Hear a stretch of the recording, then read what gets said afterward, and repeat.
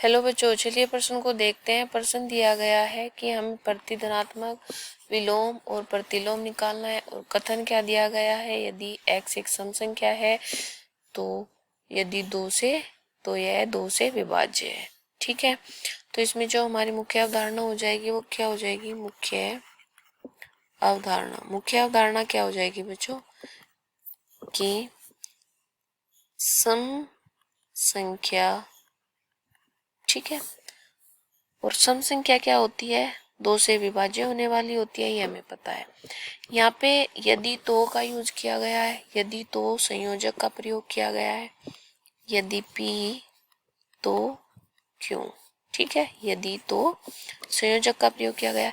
अब यहाँ पर p क्या है, यदि x एक सम संख्या है, पहला वाक्य है, और दूसरा वाक्य हमारा क्यों होता है। ठीक है, अब बात आती है बच्चों प्रतिधनात्मक की।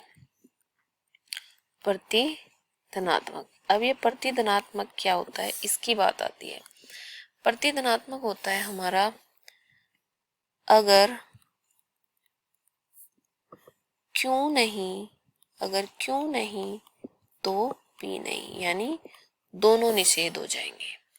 ठीक है, फिर बात आती है विलोम की। अब ये विलोम क्या होता है बच्चों, विलोम होता है हमारा यदि क्यों तो p, यदि क्यों तो p, यानी विलोम का मतलब उल्टा होता है। पहले अपने कथन में हम पढ़ते हैं यदि p तो क्यों, अब हमें पढ़ना है यदि क्यों तो p। तीसरा आता है हमारा प्रतिलोम। तीसरा क्या आता है हमारा, प्रतिलोम। प्रतिलोम हो जाता है बच्चों एकदम उल्टा। प्रतिलोम क्या हो जाता है, यदि p नहीं तो क्यों नहीं, ये हो जाता है हमारा।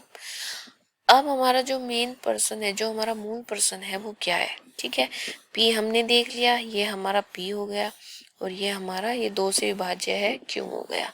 तो पहले बात करते हैं हम प्रतिधनात्मक की। प्रतिधनात्मक, अब प्रतिधनात्मक क्या होता है, पहले इसका जिक्र कर लेते हैं।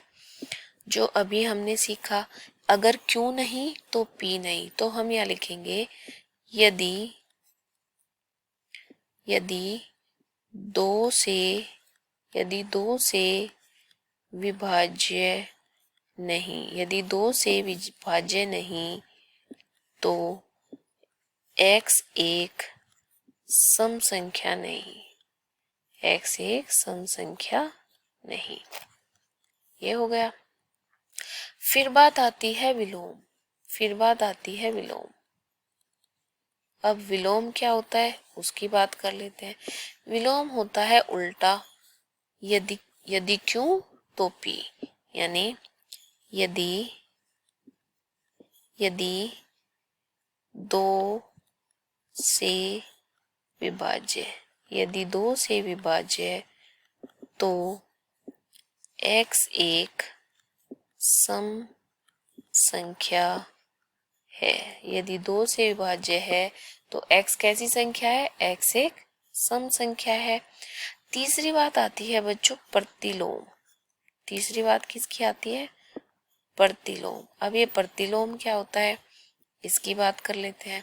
प्रतिलोम होता है एकदम उल्टा, यदि p नहीं तो क्यों नहीं, यदि x एक सम संख्या नहीं है तो यह 2 से विभाज्य नहीं है। ठीक है, देखो प्रतिधनात्मक हमारे पास हो गया, यदि 2 से विभाज्य नहीं है तो x एक सम संख्या नहीं है।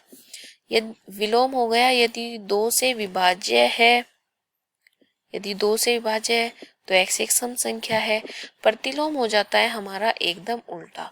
तो तीनों बातें हमने यहाँ से सीख ली। अब यही हमारे सवाल का उत्तर है। आशा करती हूँ कि आपको बहुत अच्छे से समझ आया होगा। धन्यवाद।